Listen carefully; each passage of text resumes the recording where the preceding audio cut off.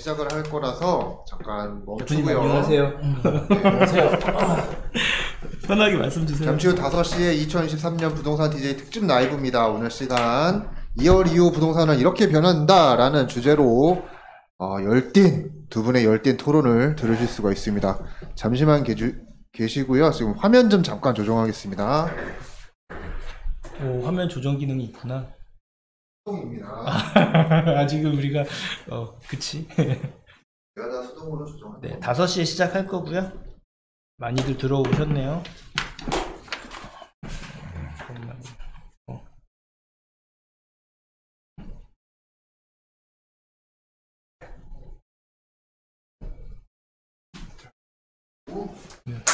솔직한 채팅.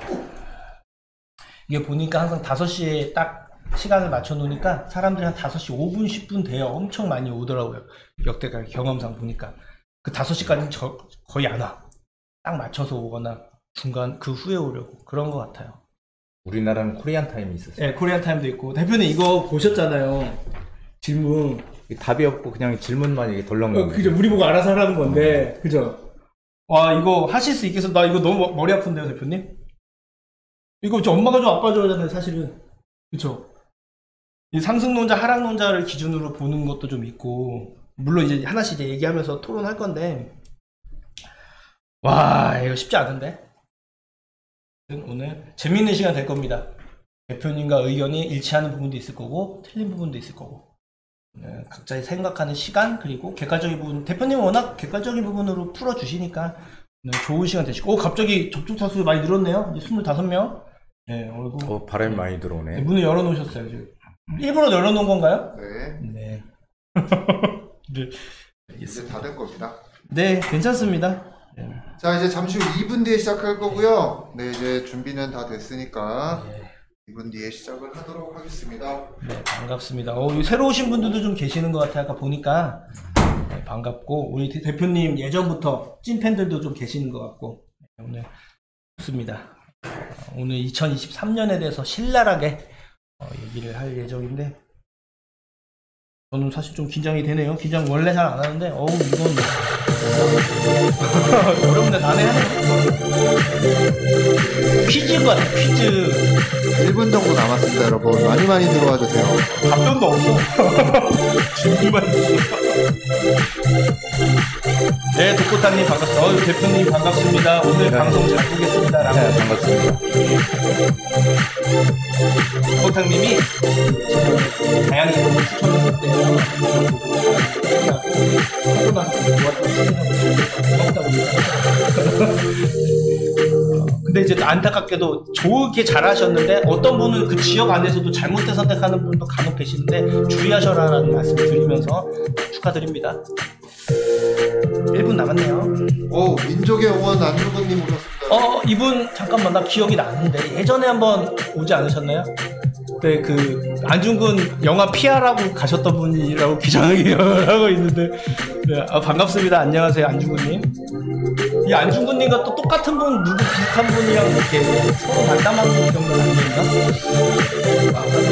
네 맞습니다. 네, 맞죠? 예, 반갑습니다. 아유 잊지 않고 찾아주셨네요. 반갑습니다. 5시 됐네요. 민족의 영원 안주근님은 2015분을 제시할 것 같아요. 당연하죠. 맞아요. 여러분 5시가 됐습니다. 잠시만. 30분. 이게 보니까 노래가 처음 시작할 때 좀 이게 조절 그 크기 조절이 되나요 혹시? 네, 됩니다. 네. 자, 네 알겠습니다. 이제 5시가 됐기 때문에 약속의 시간이 됐습니다, 여러분. 자, 2023년 부동산 DJ 특집 라이브. 오늘은 정규 방송 대신에 이렇게 특집 라이브를 준비를 했고요. 자, 2월 이후 부동산은 이렇게 변한다. 우리는 어떻게 준비를 해야 되는가라는 주제로 자, 한정훈 대표님과 윤민국 본부장님이 오셨습니다. 자, 인사 한번 먼저 부탁드리겠습니다. 안녕하세요. 부동산 DJ 한정훈입니다. 와. 네 반갑습니다. 거의 한 일주일, 2주일 만에 인사드린 것 같은데 윤민국 본부장입니다. 반갑습니다. 네, 이렇게 두 분 자리해 주셨고요. 자, 오늘은 지난번 저희가 작년 여름에 이렇게 한번 특집 방송을 했었는데 같은 비슷한 그런 그쵸, 형식으로 추석 전이었었나요? 그렇죠. 네. 형식으로 진행을 합니다. 제가 질문을 미리 나눠드렸죠. 네. 그 질문을 제가 해드릴 건데 그 무슨 시험 질문에 보는 것 같아. 대한 답변을 해주시면 됩니다. 네. 자, 근데 시작에 앞서서 먼저 저 공지사항 하나 드리면은 네. 저희가 중간중간에 이제 부동산 관련된 상담도 받고 이런 것도 네. 간단하게 또 우리 대표님께서 해결을 해주신다고 하니까는 네. 자, 궁금하신 점, 자, 전화번호 제가 지금 보여드리겠습니다. 자, 556-6961로 전화를 하셔서 지금 전화를 하시면 즉석에서 전화 연결도 해드리고 네. 아니면 문자를 보내셔도 됩니다. 이 전화 문자 받는 전화예요. 보내셔도 됩니다. 네. 그렇게도 해주시면 저희가 중간중간에 쉬어가는 코너로 이렇게 네. 또 진행을 하도록 하겠습니다. 오랜만에 또 세미나도. 세미나도 말하는 김에 공지해드릴게요. 그쵸. 네. 오. 자, 여기 위에 나가고 있는데 네. 자, 오프라인 무료 세미나 저희가 진짜 오랜만에 준비했거든요. 자, 날짜는 2월 2일로 일단 이렇게 준비를 했는데 자, 전화 접수 똑같습니다. 556-6961로 전화를 하셔서 예약을 하시면 세미나의 목요일입니다. 그날 참석해서 지금 앞에 계시는 그 두 분의 네. 오프라인 강의를 직접 들으실 수 있으니까 보셔가지고 뭐라고 얘기를 하나 한번 잘 들어보는 유익한 시간이 될 테니까 그 시간 참석. 몇 월 며칠인지는 안 써있는데 혹시 몇 월 며칠? 여기는 저희가 이제 그 하루만 하는 게 아니라 네. 앞으로 이제 시간을 정해서 아직 정해지진 않았고요. 일단 정해진 시간은 2월 2일 목요일입니다. 6월 2일 목요일. 네, 그렇게 알겠습니다. 신청을 해주시면 되겠습니다. 자, 오늘 많은 네네네. 분들 들어와 주고 계십니다. 네. 부르조아님 안녕하세요. 네, 많이 들어오셨네요. 최강전님 고고님도 오셨고요. 네. 이분은 오늘 좀 늦으셨네. 지각하셨어요. 네. 자, 그러면 오늘 보이시죠? 시작을 하도록 할게요. 제가 진행 이번 할게요. 예.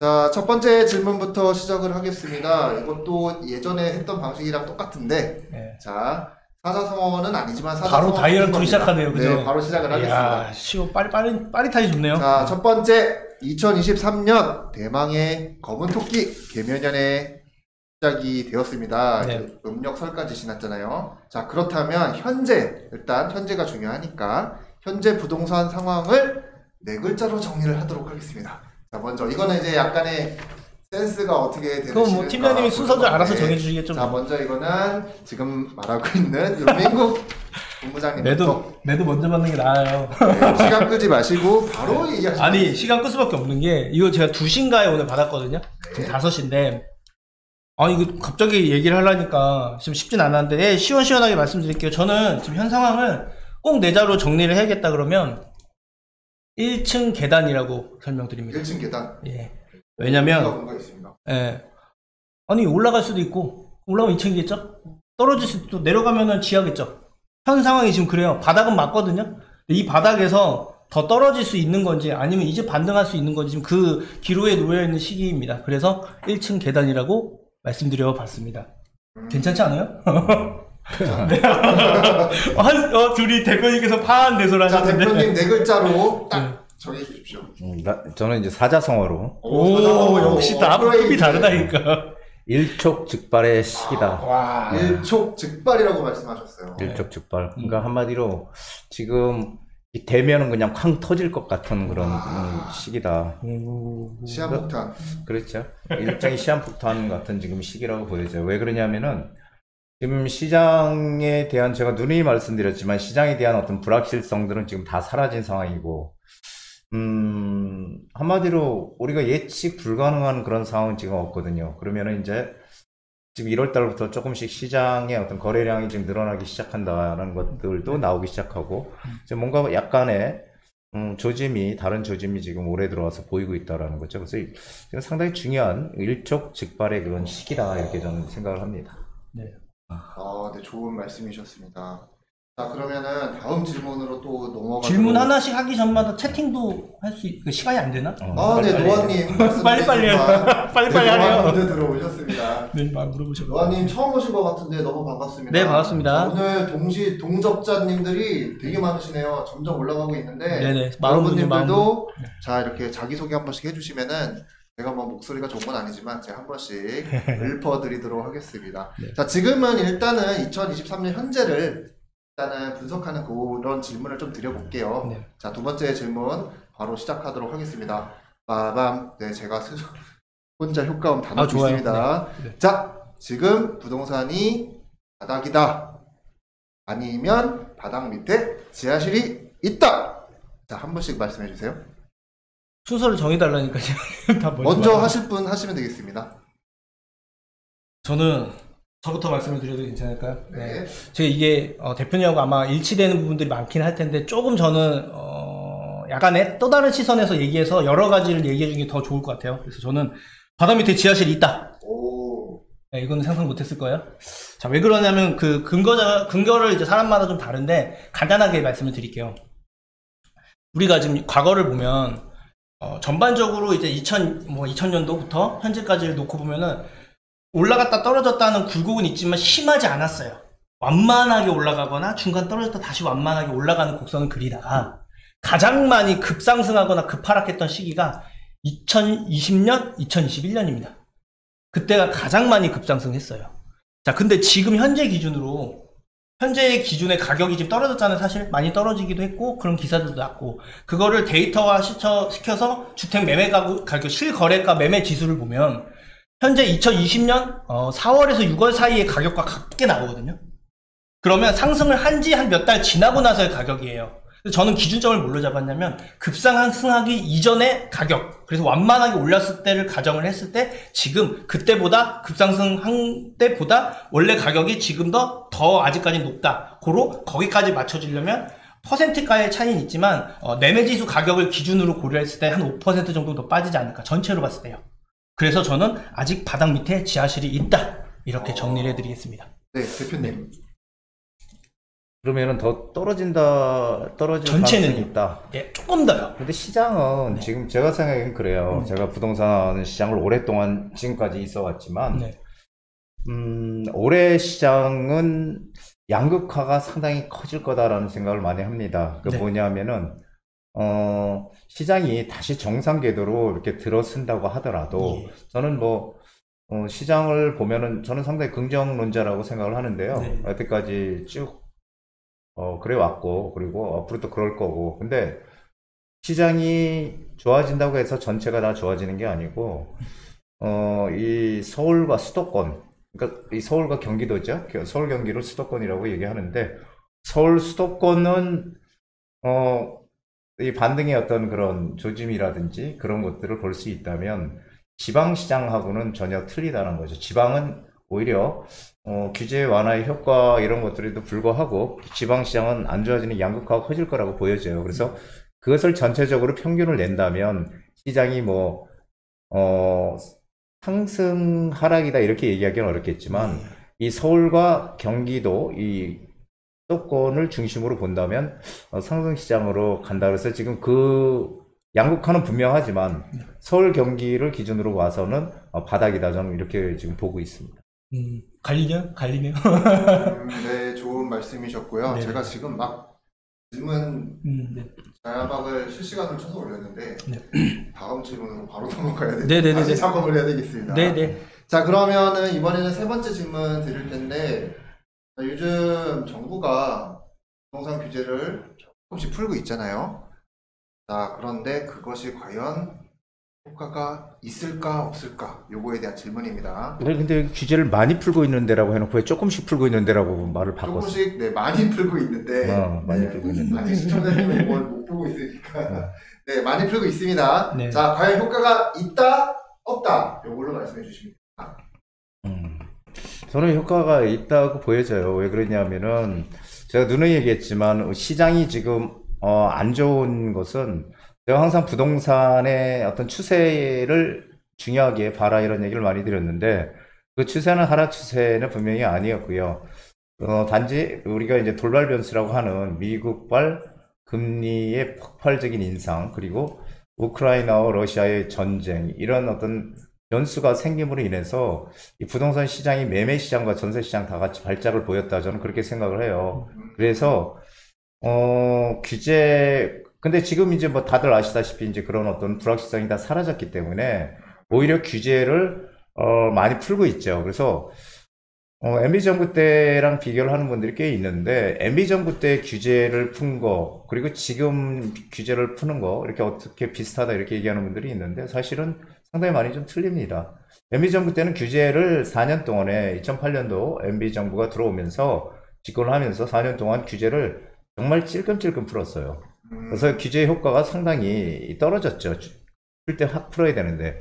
그래서 현 정부도 작년에 5월 달에 집권을 해서 들어와서 처음에는 조금 뭔가 좀 이렇게 규제를 갖다가 확 빨리 풀려고 하지 않았는데 마침 시장이 지금 좀 하락 국면으로 가는, 그래서 거래가 단절이 되는 이런 상황이 가니까 오히려 규제를 그런 풀기가 좋아졌잖아요. 그래서 빠른 시간 내에 MB 정부 때보다는 좀 빠른 시간 내에 지금 규제를 풀고 있다. 그래서 그런 효과들이 지금 나타나고 있는 게 아닌가. 그래서 초급매물들이 사라지고 있다는 기사들이 지금 간혹 나오고 있는데 실제로 초급매들이 사라지고 있는 것은 확실한 것 같아요. 그래서 저는 효과가 분명히 있다. 하지만 이게 무슨 폭발적인 효과는 아니고 일단은 지금 효과가 서서히 나타나고 있는 중이다. 이렇게 좀 보고 있습니다. 네, 효과가 있다라고 말씀해 주셨고, 본부장님은요? 이 지금 댓글도 이게 제가 있다고 대표님 말씀하니까 저는 없다라고 얘기해야 될 것 아니, 같은데. 꼭 그러실 필요는 네, 없습니다. 그냥 제 의견을 말씀드릴게요. 네. 저도 일단 있다는 맞는데 자, 화이크 국화님 반갑습니다. 네, 대표님하고 일맥상통한데 좀 아쉬운 점이 좀 있어서 저는 거기서 약간 부정적인 부분을 말씀을 드릴게요.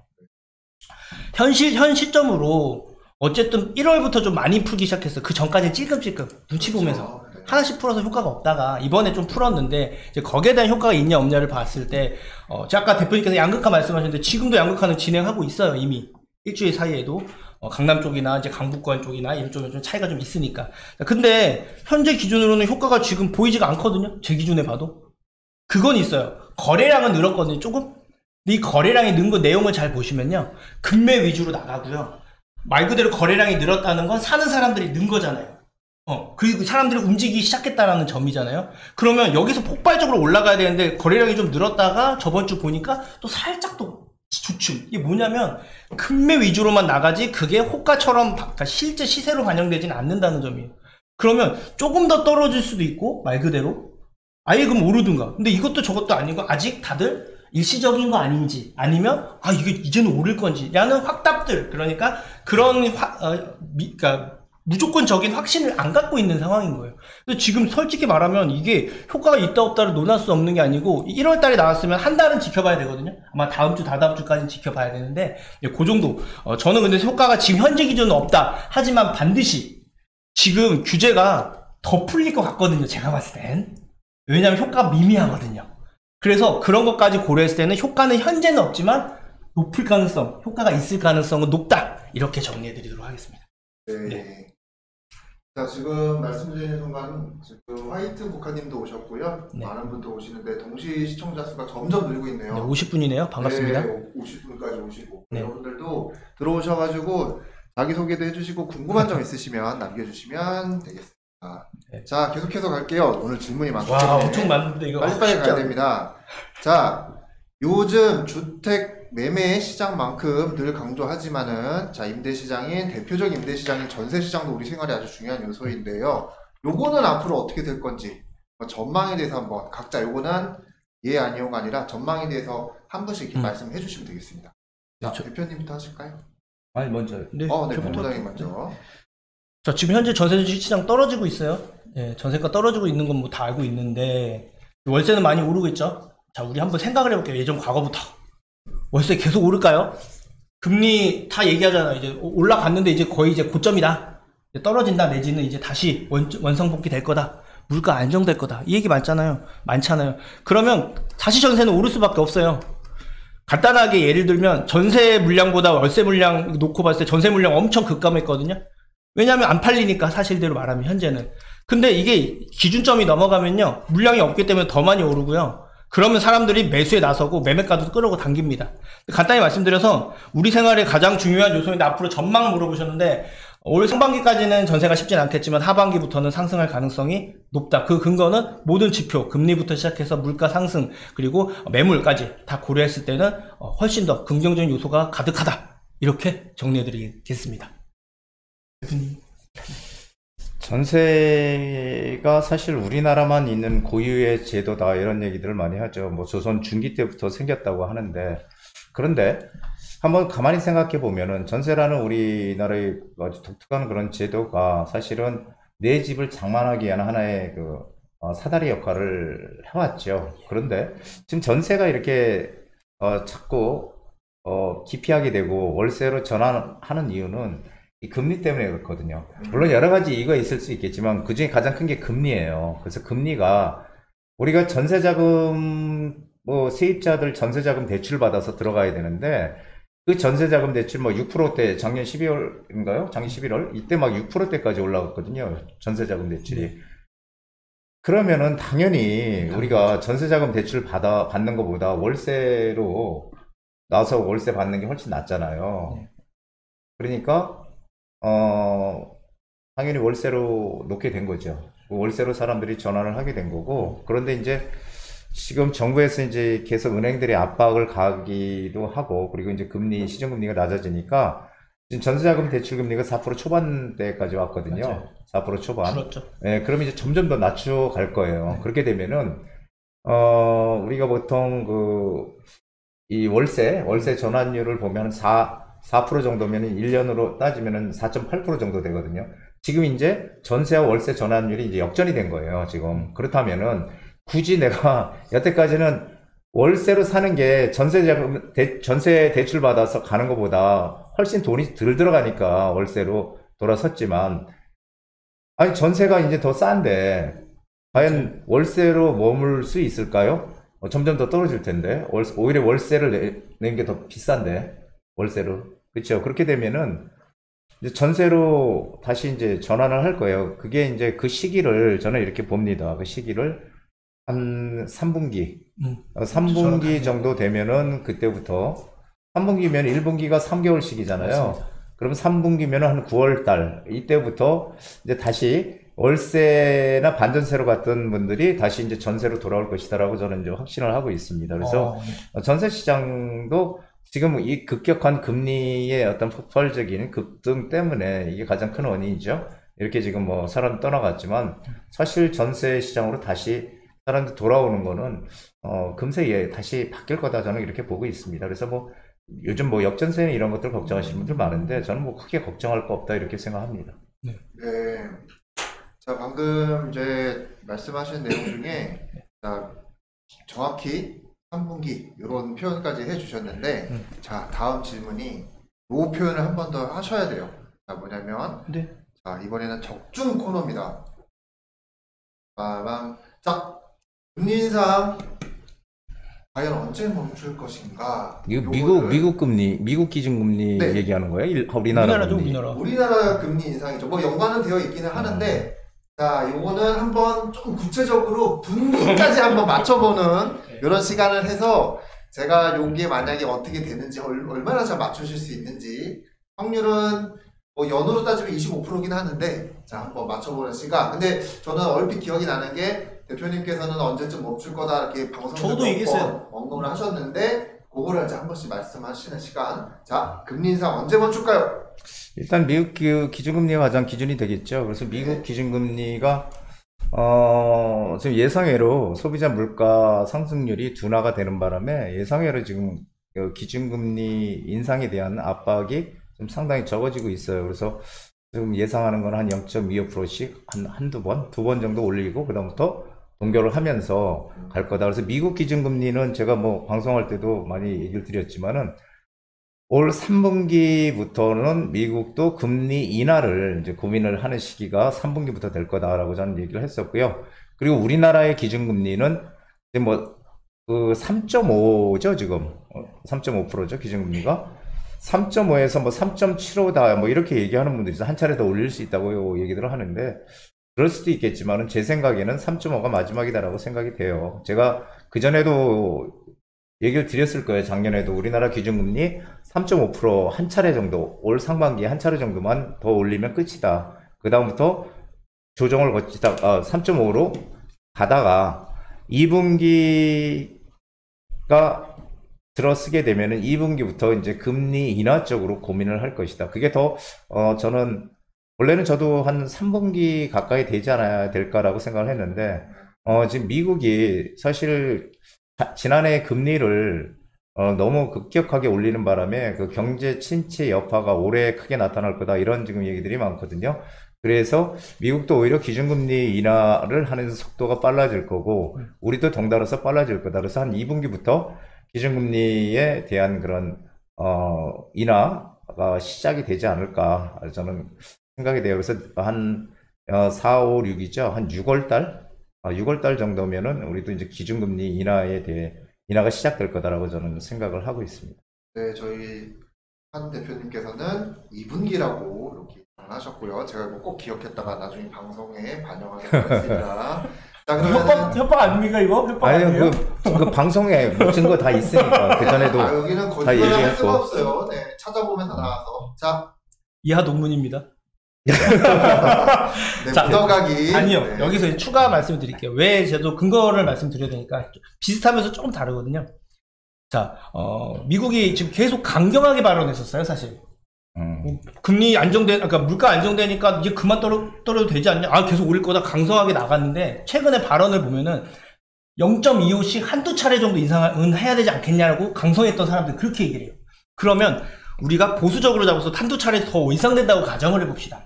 그러면 6주에 한 번씩 하니까 한 4월 말쯤에 이제 두 차례 인상이 끝나요. 우리는 그걸 보고 거기서 올릴지 말지를 결정하는 경우들이 많단 말이죠. 네.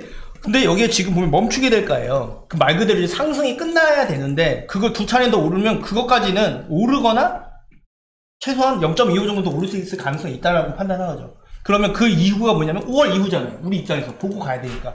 그래서 제가 5월에서 6월 늦어도 7월 사이에는 될 거다. 그래서 4에서 6까지가 2분기니까 저도 그래서 2분기다. 이렇게 말씀드리고 그 근거로 말씀을 드린 건데 납득이 되시는지 모르겠어요. 네, 저는 이게 다예요. 네. 그리고 금리를 그 미국에서 연준에서 금리 인상을 계속 강경 무도로 이렇게 하겠다라고 계속 얘기를 했던 그 가장 큰 이유는 뭐냐면요. 이 금리를 계속 올려갈 거다. 우리 금리 멈추지 않는다. 올려갈 거다. 이런 신호를 시장에 주게 되면은 사람들이 이제 소비를 줄이게 돼요. 금리가 올라가면 쓰지를 못하잖아요. 그러니까 그러면 이제 물가가 떨어지게 되거든요. 물가가. 그러니까 그런 심리적인 영향 때문에 자꾸 그런 얘기를 하는 거지 실제로 그렇게 되는 건 아니다라는 거죠. 네. 네. 아주 중요한 말씀 해주셨네요. 네, 여러분들 들으시면 많은 도움 되셨을 겁니다. 어쨌거나 결론은 두 내용 분께서는 네. 2분기라고 말씀을 해주셨으니까는 저도 2분기 안에는 좀 됐겠다 라는 생각을 하면서 자 잠깐 쉬어가는 질문 또 한번 하도록 하겠습니다. 저희가 좀 빠르게 와가지고 네, 저 엄청 빨라요 지금. 5개의 질문을 소화하셨습니다 벌써.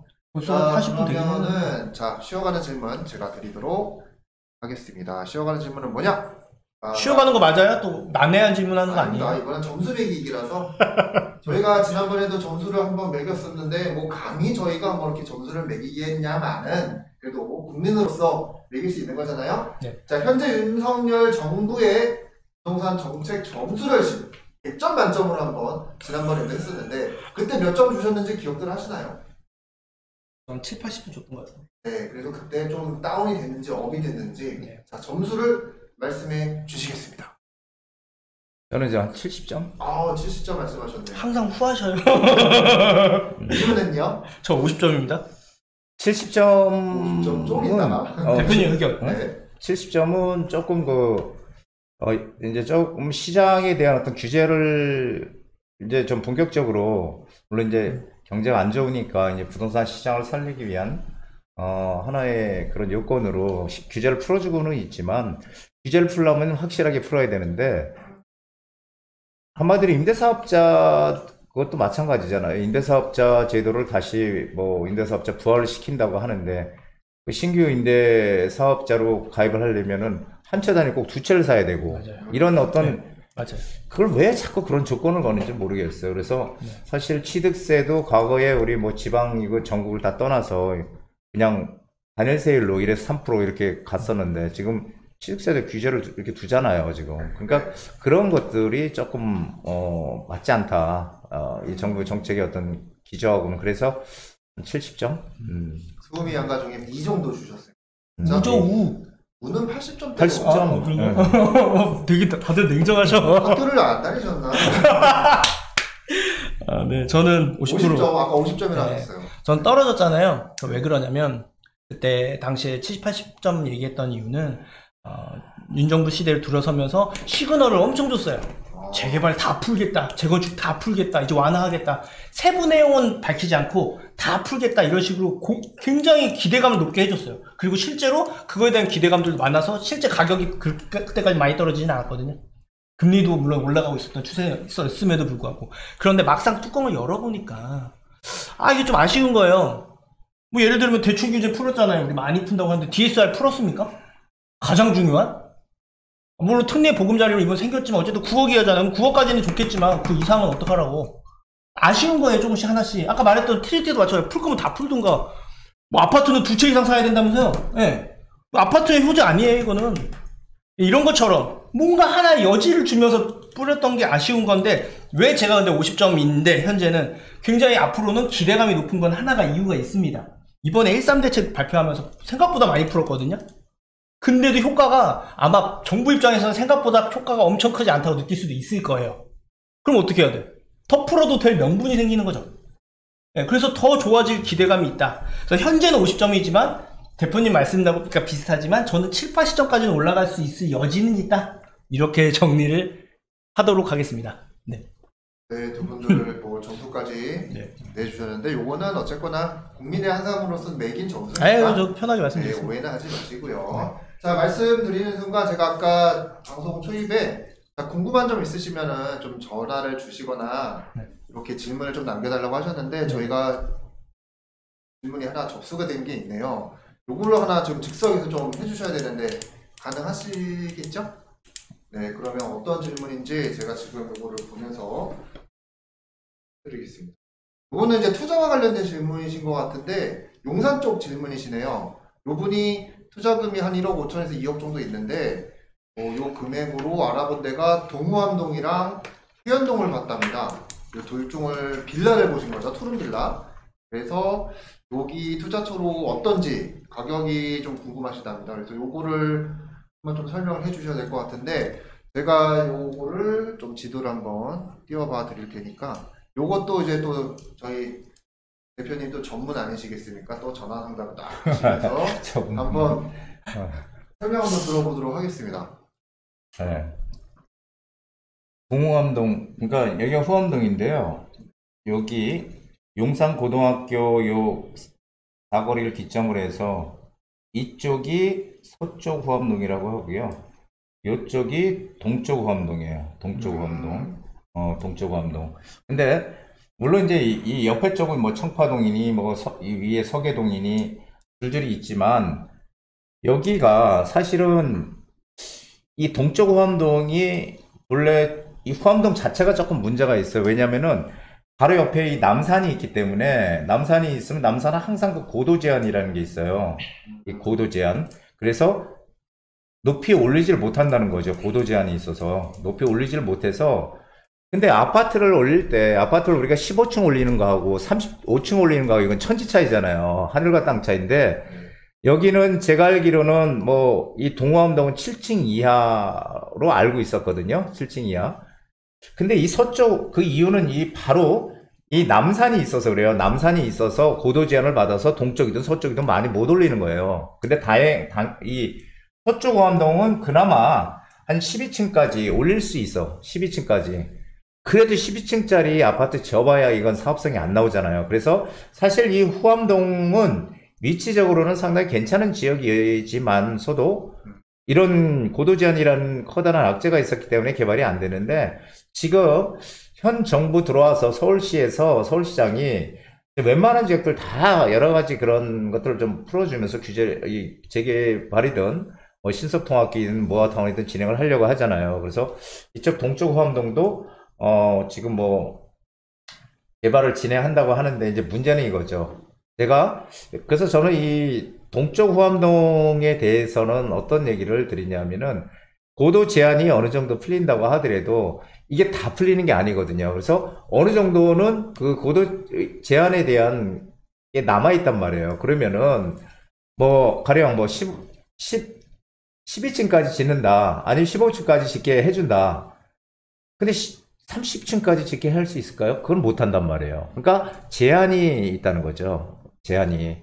그렇다면 가격이 싸냐라는 거죠. 가격이 싸지 않거든요. 그래서 가격이 싸지 않은데 우리는 투자를 할 때 항상 이익을 극대화시킬 수 있는 쪽으로 가야 되잖아요. 그러니까 최선책을 찾아보다 안 되면 차선책, 그것도 안 되면 차차 선책을 찾아서 투자를 하는 거지, 처음부터 최선책이 아닌 차차 선책을 찾을 필요는 없다는 거죠. 여기가 나쁘다는 이유가 아니라. 그래서 호암동은 그런 측면에서 그런 약점을 가지고 있다라는 거죠. 여기가 개발이 되더라도 층고는 높이 못 올라간다는 거죠. 그래서 그런 이제 원래 본질적인 약점이 있어서 저는 뭐 위치나 입지나 다 괜찮고 해요. 하지만 투자적인 관점에서 봤을 때 여기는 뭐 최선의 선택을 할 곳은 아니다라고 저는 판단이 됩니다.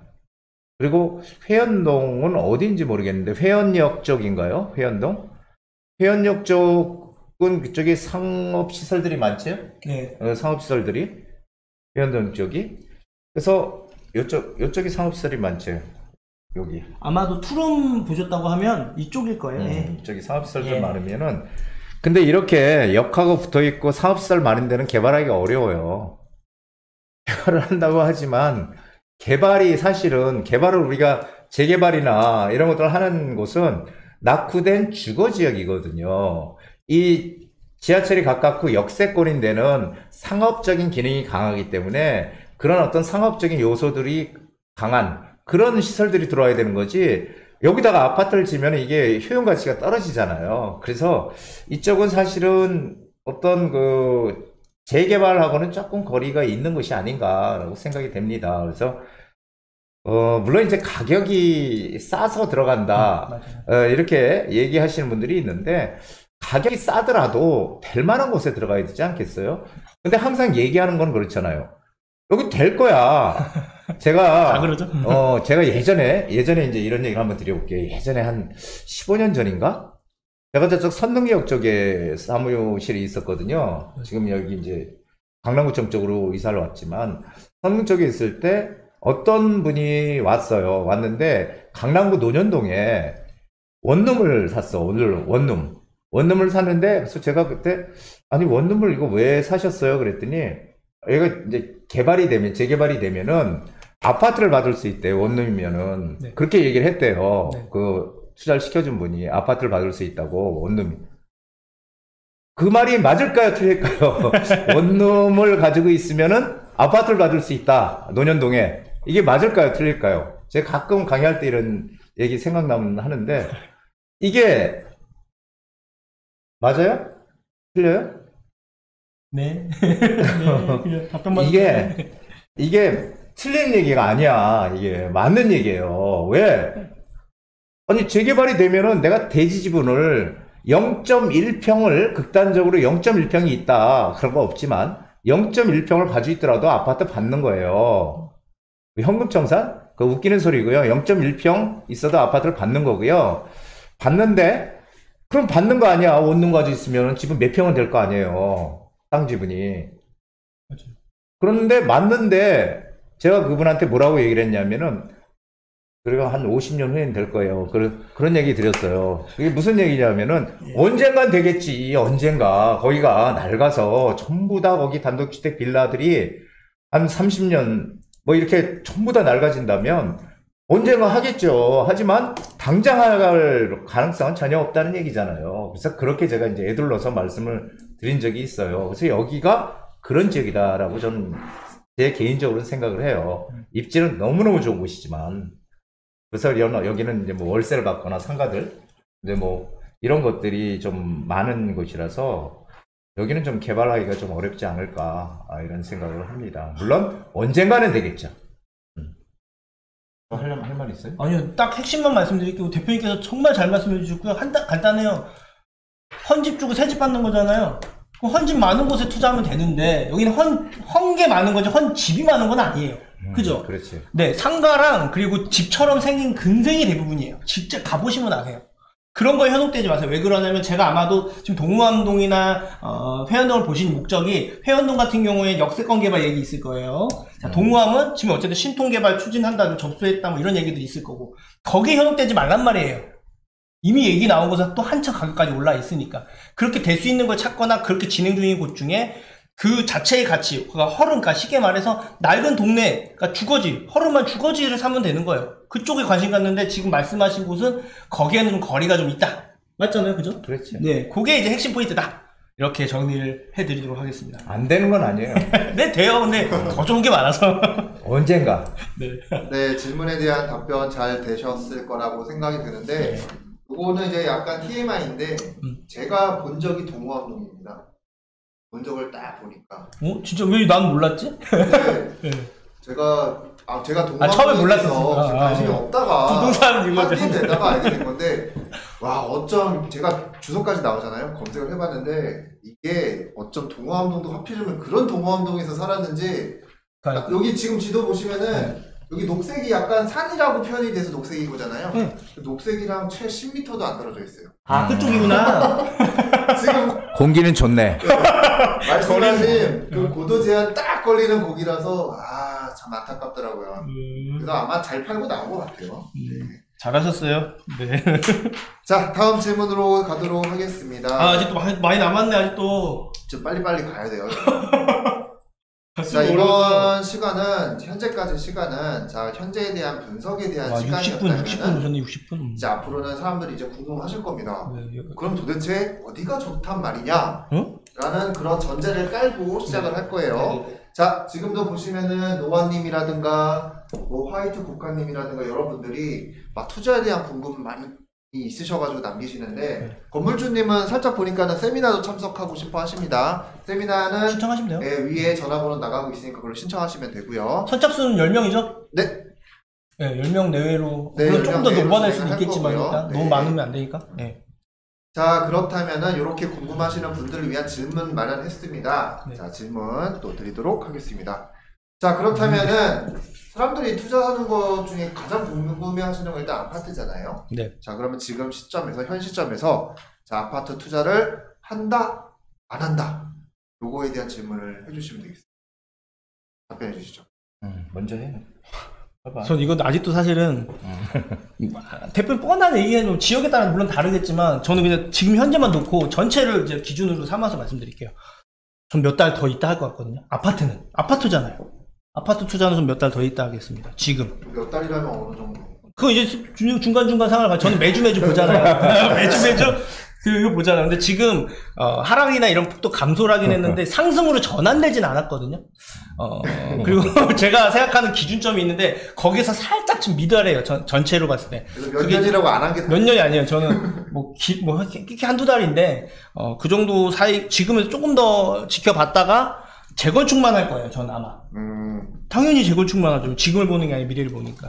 그런 거에 당연히 서울이고 그 안에 재건축을 하는데 한두 달쯤 뒤에 매수하려고 움직이겠다. 저는 지금 시점에서 아파트 투자는 그렇게 할 겁니다. 네. 근데 이제 아파트는 사실 근데 제가 항상 얘기를 우리 그 구독자님들한테 얘기를 드렸던 게 앞으로 양극화가 커진다는 얘기를 많이 드렸어요. 근데 그 양극화가 커진다는 건 우리나라만의 문제가 아니고 미국도 마찬가지고 일본도 마찬가지고 소위 우리보다 더 잘 나가는 선진국들의 가장 공통적인 현상이거든요. 그래서 우리도 지금 뭐 지방의 인구가 줄어도 소멸이 되니 뭐 도시가 소멸이 되니 이런 기사들 가끔 보시죠. 이게 우리나라만의 문제가 아니에요. 그게 다 똑같은 문제, 전 세계 공통적인 문제거든요.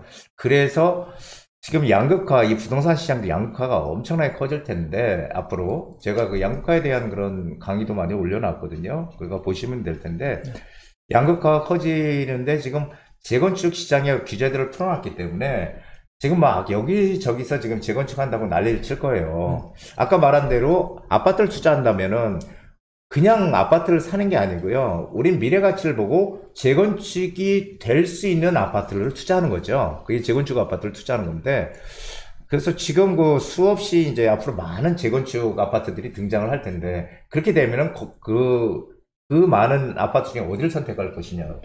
그렇게 되면은 결국은 입지가 좋은 곳. 그러니까 저는 소위 이제 아파트에 만약에 재건축 아파트에 투자하라고 한다면 무조건 강남 3구, 그다음 마용성. 저는 네, 거기가 좋아요. 마용성. 그 다음에 어디죠? 딱 거기에요. 자양동. 아, 한강변, 네. 한강변. 이런 어떤 그 중심 지역에 반드시 들어가야지 외곽 지역에 재건축 투자를 한다고 해서 그런 데 들어가 가지고서는 내가 생각한 거 이상의 이 시세 차익을 먹기 어렵다라는 거예요. 그래서 항상 앞으로 점점 더 시장이 이렇게 양극화가 되는데, 그리고 더 많이 지어지는데, 또 많이 이렇게 지어진다고 하는데 그런 것들이 과연 재건축이고 재개발이고 간에 다 진행이 될 것인가라는 거죠. 현 정부 임기가 앞으로 한 4년 남은 거잖아요. 맞아요. 이제 그러면은 4년 동안에 그 많은 지역들, 뭔가 하겠다고 했던 지역들이 과연 앞으로 5, 6년 후에 다 진행이 될까라는 거죠. 그래서 그 될 만한 데를 들어가야 된다는 거예요. 이게 지금 사실은 현 정부에서 재개발이든 재건축이든 진행하는 그런데 가장 큰 포인트라고 보여지거든요. 그래서 그런데 이제 중요한 곳은 좀 더 사람들이 괜찮고 이거 괜찮다라고 생각하는 곳은 가격이 비싸잖아요. 되게 내가 여력만 된다면 전 사라고 지금이라도 사라고 권해드립니다. 하지만 가격이 너무 이제 그런 지역들은 비싸니까 그래서 그렇지, 만약 능력만 된다면 저는 지금이라도 들어가라 이렇게 네네. 얘기 드리고 싶어요. 단 그 강남 3구나 마용동의 이런 중심지만. 그렇죠. 예, 그게 핵심 포인트네요. 네. 네, 말씀 잘 들었습니다. 자, 뭐 의견들이 좀 많이 나오고 있는데요. 자, 다음 질문으로 바로 또 넘어가도록 하겠습니다. 자, 다음 질문을 해야 되는데 잠깐 채팅창 좀 한번 볼까요? 뭐 어떤 내용이 있는지. 뭐 얘기 엄청 많이 뭐 왔다 갔다 하네요. 뭐지 못 봤어요. 뭐 거의 뭐 노안님, 화이트 국화님 이런 분들이 지금 거의 뭐 대화를 거의 하고 계시는 대화하고 수준으로. 계시네. 그리고 네, 시즈나님이 엄청나게 답변 많이 기본적인 거 다 남겨주고 해주시잖아요. 계세요. 예, 예. 네, 그래서 지금 뭐 궁금한 게 좀 투자와 관련된 것들이 좀 많이 네. 궁금해들 하시는 것 같습니다. 네. 자, 다음 질문으로 그러면 또 빠르게 넘어가도록 하겠습니다. 시작한 지 1시간이 넘었네요. 근데 저희가 이제 아까 화면 조정 시간이 좀 그러네요, 있기 그러네요. 때문에 네. 네, 실질적으로 들어가는 시간은 네. 자, 저희가 자, 다음 질문 또 드려보도록 할게요. 자, 얼마 전에 뉴스에 나왔습니다. 자, 우리 그 심상정님께서 네, 유명하신 분이죠. 자, 빌라왕은 문정부가 빚내서 집사라고 한 정책이 만든 괴물이다라는 이런 표현을 사용하셨다는 거를 제가 뉴스에서 봤습니다. 자, 그래서 그 빌라왕이 뭐냐 하고 봤더니만, 자, 빌라왕이 1139채를 보유해서 임대를 주고, 그러니까 갭 투자를 하신 분이죠. 그리고 그 밑에는 빌라 왕자라는 분이 또 계신답니다. 그분은 413채를 또, 그 다음에 아예 높은 분, 빌라의 신, 가도부 빌라, 그분은 3,493채를 이용을 하셨답니다. 자, 그렇게 해서 중요한 건 뭐냐, 빌라 투자 이미지가 너무 안 좋아졌어요. 그러니까 무조건 그렇게 투자를 하면은 뭐 빌라 신이니 왕이니, 이건 그나마 좀 좋게 표현한 건데, 아무튼 빌라 투자하면은 약간 나쁜 사람 같은 느낌이 드는 그런 느낌이 들었는데, 자, 이런 상황에서 빌라 투자를 해야 되는지 아니면 말아야 되는지 거기에 대한 의견을 좀 주시면 될 것 같습니다. 어떠신지. 네, 지금 질문에 답이 나와 있어요. 빌라왕, 빌라왕자, 빌라신, 이제 제가 방송에도 몇 번 얘기를 했는데, 여기 지역이 정해져 있죠? 여러분 찾아보시면 나올 텐데. 뻔한 지역들인데, 제가 언급은 하지 않겠습니다. 다 아니까, 아는 분들은. 특정 지역들이 정해져 있어요. 서울 안에서 외곽들. 그리고 갭 투자라고 전세 끼고 투자하는 금액 있죠. 금액이 1,000만 원 넘어가질 않아요. 그리고 어떤 건 전세가가 더 높습니다. 매매가보다. 돈이 안 들어가고 빌라 살 수 있어서 있는 지역이에요. 자, 여러분들 제가 말씀드렸죠? 이런 지역 피하라고. 그리고 어떻게 피하냐? 외곽 지역 피하고요. 그것도 모르겠다? 그러면 전세가율 70% 이하만 지키세요 라고 얘기했죠. 그것만 지키면 답이 나와요. 그거 아닌 지역들은 괜찮다는 거잖아요. 이론상으로. 다만 이 안에서 이런 얘기들이 나오면서 이미지 당연히 안 좋죠. 그런 사람들도 많고 하니까. 그래서 우리가 알아야 되는 거고, 이런 방송을 통해서 지식도 쌓는 거고, 흐름도 아는 거잖아요. 그럼 이 안에서 다 그러면 이거 여기가 아는 나머지 지역들은 다 좋냐? 그것도 아니라는 거죠. 말했잖아요. 우리가 작은 돈으로 큰 돈 벌고 싶잖아요. 그러면 지금은 허름하지만 나중에 엄청 좋은 데로 바뀌는 걸 가는 게 좋잖아요. 우리 그런 데를 찾는 거예요. 돈이 많으면 한창 진행 중이고 가는 거고, 돈이 없으면 그럴 수 있는 거, 아니면 막 시작한데 그거 가는 거예요. 다만 옛날 같으면 지금 서울 안에서 어디든지 다 추천을 드렸다면 지금은 아까 그 아파트랑도 비슷한데 강남 3구는 예외예요. 거기는 어느 정도 완성됐다고 저는 보고 있기 때문에 이제 그 나머지 중심 지역 중에 낙후된 데가 많아요. 그런 지역들은 빌라 투자해야죠. 간단하게 역사를 놓고 봐도 향후 몇 년 동안 가장 수익을 많이 번 대표적인 것도 재개발 투자입니다. 이게 정답이 된 것 같은데요. 네, 저는 이렇게 빌라 투자 무조건은 아니지만 중심 지역은 해야 된다. 빠를수록 좋다. 이렇게 정리해드리겠습니다. 저는 여기 그 심상정님이 국회의원이죠. 네. 예, 심상정님 빌라왕은 뭐 문정부 빚내서 집사라 정책이 만든 괴물이다 이렇게 얘기를 하지만 너무 이거는 단편적인 사고다 저는 그렇게 보여져요. 왜 그러냐면은 우리가 여태까지 부동산을 살 때 대출을 안 끼고 사는 사람 별로 없어요. 정말 돈 많은 부자들 아니면은 대출을 안 끼면 절대 집을 못 샀어. 여태까지 우리 그래 왔거든요. 맞아요. 그래서 대출을 항상 껴서 집을 샀어. 빚을 내서. 그걸 갖다가 빚내서 집 사라 정책이 만든 괴물이라는 표현이라는 거는 그건 좀 잘못된 표현이다라는 저는 생각을 합니다. 빚 안 내고는 집 못 사거든요. 그래서 그건 잘못된 얘기고요.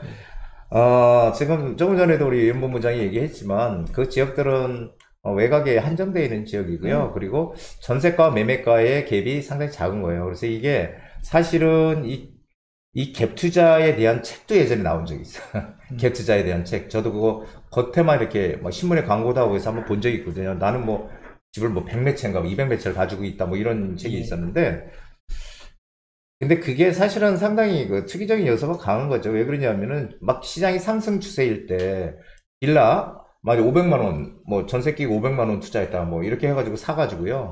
그걸 사가지고 2년 동안 전세를 놓잖아요. 그럼 시장이 좋을 땐 전세가도 올라가거든요. 신축 빌라니까 전세가도 올라요. 오르니까 한 채당 만약 100채를 사서 한 채당 2천만 원만 오르면은 전세가가 얼마예요? 20억인가? 그쵸. 어마어마하잖아요. 2년 동안에 어떻게 그렇게 벌 수 있어요? 네. 그게 그래서 근데 만약에 역전세가 생기는데 전세가 하락기를 들어서서 경제가 안 좋고 시장이 안 좋을 때 빠지면은 2천만 원 빠지면은 대번 그냥 뭐 망하는 거죠. 그래서 상당히 그거는 좀 잘못된 사실은 투자죠. 그래서 이거랑 우리가 재개발의 빌라를 사는 거하고는 전혀 틀린 얘기죠. 맞아요. 예, 틀린 얘기고.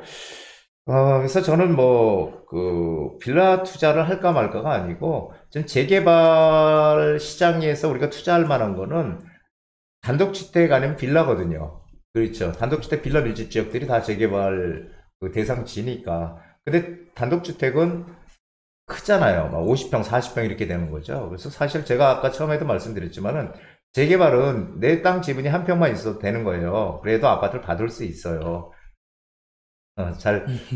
뭐 청산된다 이런 얘기 많이 하지만 그거 절대 아니고요. 받을 수 있습니다. 자, 그런데 50평을 가지고 있으면 어떻게 돼요? 50평 투자금 많이 들어가잖아요. 50평 가지고 있으면 전세 끼고 뭐 사더라도 투자금 너무 많이 들어가잖아요.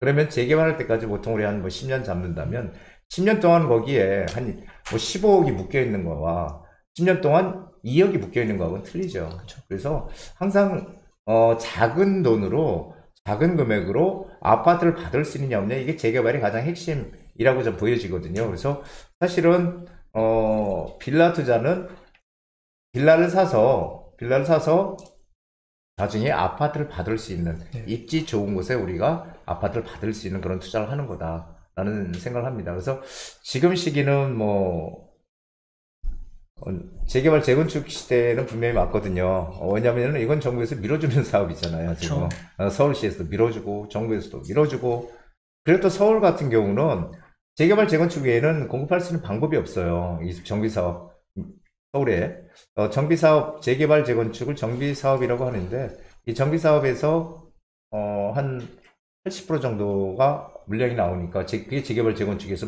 공급 물량이 나오거든요. 그래서 재개발 재건축이 좀 답인데 그것을 오해를 하고 아무데나 들어가면 안 된다는 게 이제 제가 늘상 안타까워하는 거죠. 가격이 싸다고. 오히려 어디서 조금 돈을 빌리더라도 정말 우량한 그리고 이익을 많이 낼 수 있는 그런 지역으로 우리는 들어가야 된다는 얘기를 드리고 싶습니다. 그래서 빌라 투자는 당연히 우리가 재개발에는 당연히 하는 거다 이렇게 말씀드리고 싶어요. 네.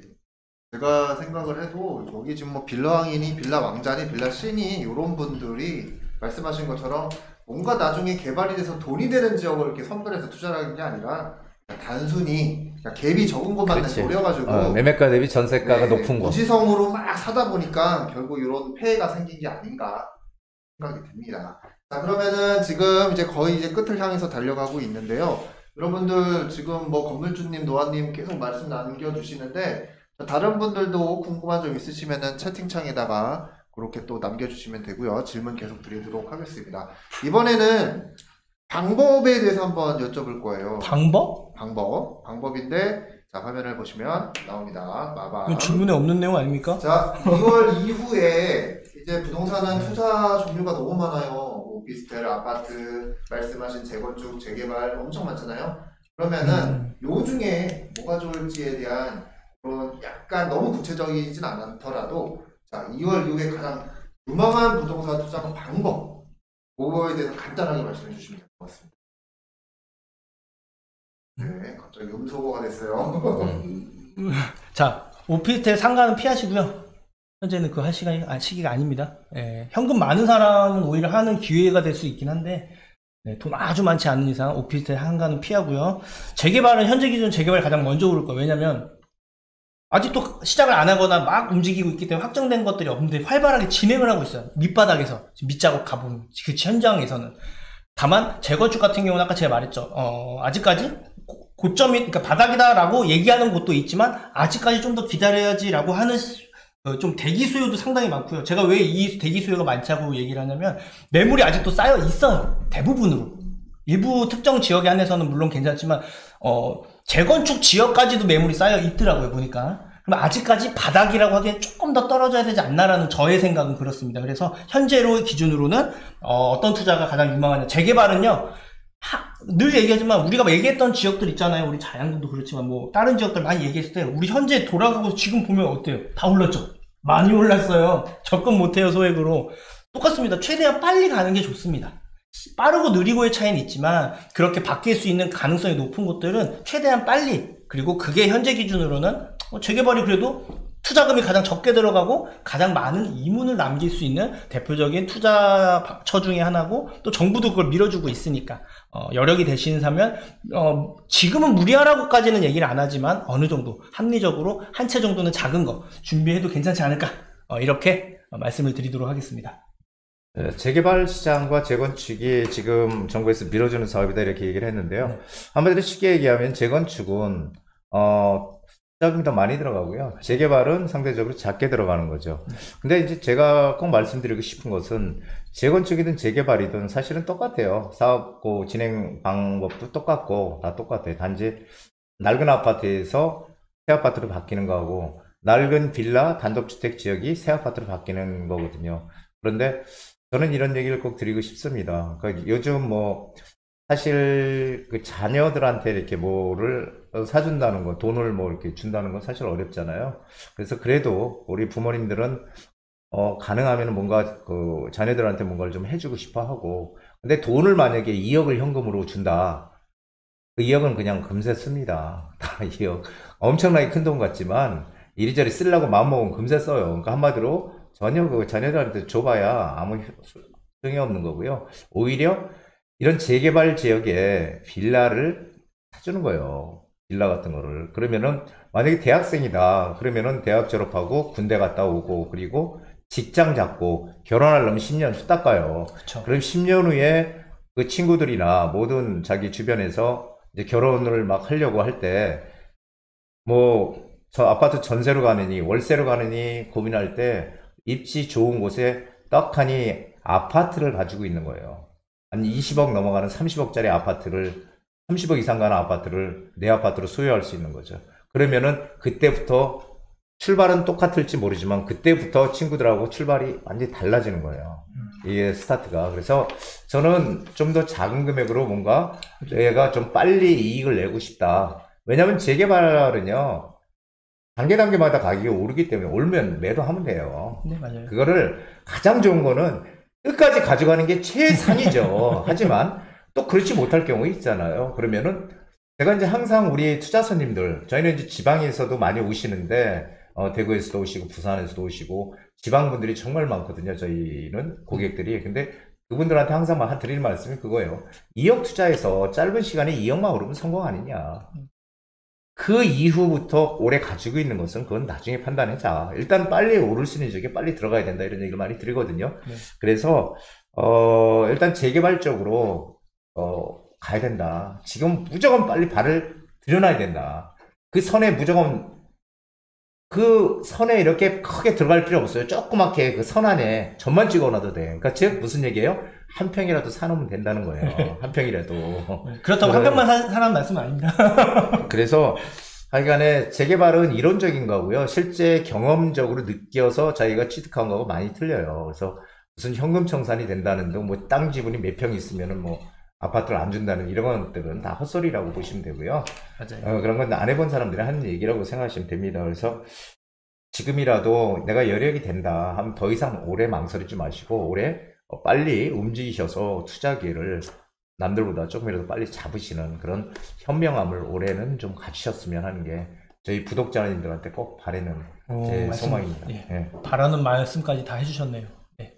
네, 이렇게 2023년에 2월 이후에 이제 가장 유명한 부동산 방법까지 이렇게 말씀해 주셨는데 저희 대표님이 자주 하시는 말씀 중에 이 군인 아들 그 말씀 예를 되게 많이 자주 들어주세요. 어떤 얘기? 군인 아들. 오늘은 딸. 대학생 딸. 그 어린 친구들한테 여유자금 좀 있는 분들 많이 있으시잖아요. 그래서 그거를 그냥 현금으로 주지 말고 그거를 뭔가 그죠, 딴짓하지 못하게. 그쵸 묶어두면서도 줄 수 있는 상경을 모르니까. 그런 느낌으로 하는 게 제가 생각해도 부동산이 아닐까 생각이 듭니다. 이거 뭐 아시겠지만 뭐 주식 같은데 이렇게 넣어놓고 그러면은 밥만 먹으면 얼마든지 빼낼 수 있거든요. 그래서 이런 방법보다는 계속 저는 요거를 이제 군인 아들 신궁이라 이렇게 표현을 좀 하고 싶은데 군인 아들을 좀 활용을 하시면서 그런 방법 쓰시면 될 것 같고, 자 이제 좀 저희가 시간이 되게 빨리 흘렀습니다. 지금 그죠, 거의 1시간 됐어요. 네, 거의 1시간가량 얘기를 했는데 1시간까지는 아니고 한 4, 50분 정도 5시 시작하지 않았나요? 네. 6시 지금.